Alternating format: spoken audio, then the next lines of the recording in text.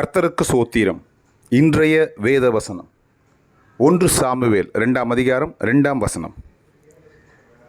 கர்த்தரைப் போல பரிசுத்தமுள்ளவர் இல்லை, உம்மை அல்லாமல் வேறொருவரும் இல்லை, எங்கள் தேவனைப் போல ஒரு கன்மலையும் இல்லை. ஆமென்.